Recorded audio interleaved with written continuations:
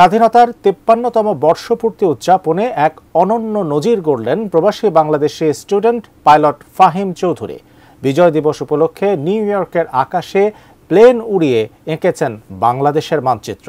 ফাহিমের এই অনন্য কীর্তি নিয়ে বিস্তারিত থাকছে ডেস্ক রিপোর্টে।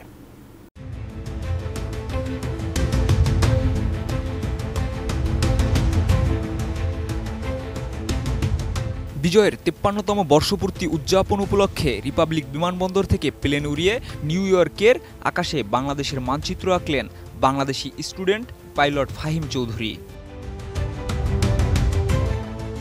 শনিবার ১৪ ডিসেম্বর রাত ১১টা ১৬ মার্কিন যুক্তরাষ্ট্রের নিউ ইয়র্কের রিপাবলিক বিমানবন্দর থেকে উড্ডয়ন করেন ফাহিম।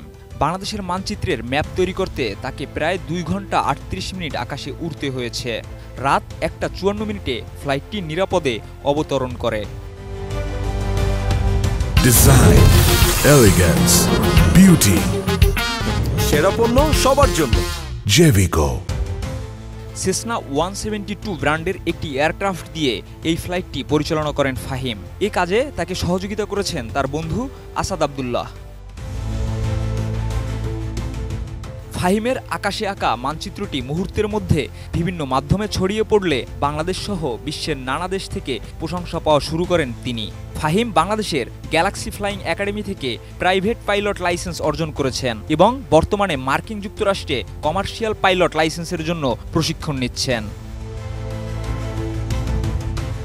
ফাহিম গণমাধ্যমকে জানান, বাংলাদেশের স্বাধীনতার ৫৩ বছর পূর্তিতে বিশেষ কিছু করার চিন্তা থেকেই আমি এই মানচিত্রটি তৈরি করেছি। ফ্লাইট রাডার ব্যবহার করে এমন সৃজনশীল কাজ আমি অনেক সময় দেখেছি, যা আমাকে অনুপ্রাণিত করেছে। আমাদের দেশের ইতিহাস অনেক সংগ্রামী, তাই এ কাজের মাধ্যমে আমি বাংলাদেশের স্বাধীনতার ইতিহাস এবং মুক্তিযোদ্ধাদের প্রতি শ্রদ্ধা নিবেদন করতে চেয়েছি। তিনি আরও বলেন, এই ম্যাপটি তৈরি করতে গিয়ে আমি অনেক আবেগ অনুভব করেছি। বাংলাদেশের মুক্তিযুদ্ধের যে ত্যাগ ও সংগ্রাম ছিল তা কখনোই ভুলে যাওয়া উচিত নয়। এই ম্যাপের মাধ্যমে আমি শহীদ মুক্তিযোদ্ধাদের প্রতি শ্রদ্ধা জানাতে চেয়েছি। নিউ ইয়র্কের আকাশে ফাহিমের মানচিত্র আঁকার এই ব্যতিক্রমী উদ্যোগটি তার দেশের প্রতি গভীর ভালোবাসা এবং শ্রদ্ধার প্রতীক হিসেবে থাকবে আগামী প্রজন্মের কাছে। Desk report, ATN news.